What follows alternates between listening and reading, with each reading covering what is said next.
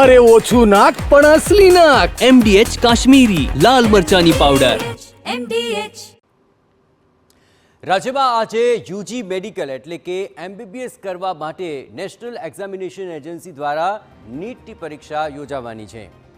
ગુજરાતમાં કુલ 31 શહેરો અને જિલ્લામાં આજે બપોરે 2 વાગ્યાથી સાંજના 5 વાગ્યા સુધી પરીક્ષાનું આયોજન છે, જેમાં સૌથી વધુ ચુસ્ત સુરક્ષા વ્યવસ્થા ગોઠવવામાં આવી છે.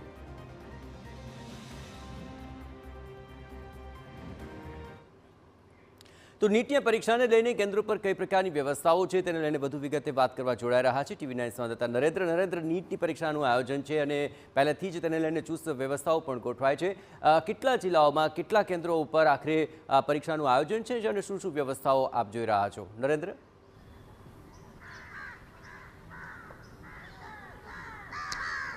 જયેશ, આજે દેશભરમાં નીટ યુજીની પરીક્ષાનું આયોજન કરવામાં આવ્યું છે. આપણે જોયું હતું કે ગયા વર્ષે પણ ગુજરાતના ખાસ તો ગોધરાથી પેપર લીક થવા સહિતની બાબતો બની હતી.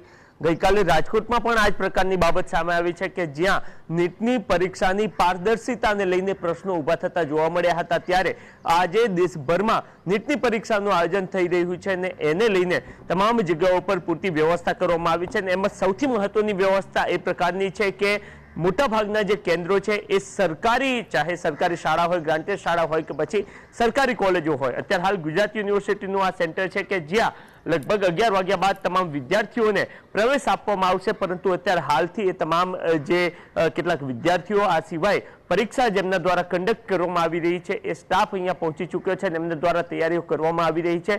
મહત્વની વાત એ છે કે ગત વર્ષે જ્યારે આ પ્રકારની ઘટના બની હતી ગોધરાથી, એ સમગ્ર કાંડ સામે આવ્યો હતો ત્યારે આપણે જોયું હતું કે એ ખાનગી સંસ્થા હતી અને ત્યારબાદ આ વર્ષે પ્રથમવાર નીટ જેમના દ્વારા આયોજિત કરવામાં આવે છે NTA દ્વારા એક મહત્વપૂર્ણ નિર્ણય લેવામાં આવ્યો અને દેશભરની મોટાભાગની જે સરકારી સંસ્થાઓ છે એમાં જ નીટની પરીક્ષા કન્ડક્ટ કરવામાં આવે, આયોજિત કરવામાં આવે એ પ્રકારનું ખાસ ધ્યાન રાખવામાં આવ્યું હતું. અને આજે સમગ્ર દેશમાં લગભગ 5400 જેટલા જે સેન્ટરો છે એના પર દેશભરના 22 લાખ કરતાં પણ વધારે વિદ્યાર્થીઓ આ નીટની પરીક્ષા આપી રહ્યા છે, જેમાં ગુજરાતના લગભગ 70,000 કરતા પણ વધારે વિદ્યાર્થીઓ પરીક્ષા આપવા માટે આજે લગભગ 11:30 બાદ અહીંયા સેન્ટરો પર પહોંચતા જોવા મળશે.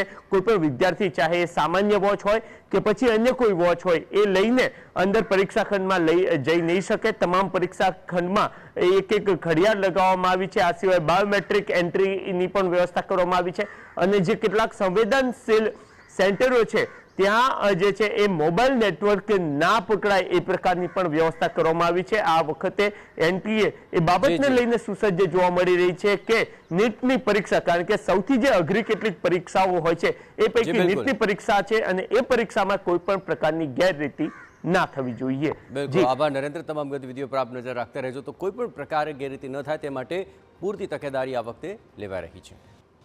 MDH ચણા મસાલા. હવે છોલા હોય કે ચોળા, સફેદ ચણા હોય કે કાળા ચણા, બધું મજેદાર બનશે. MDH.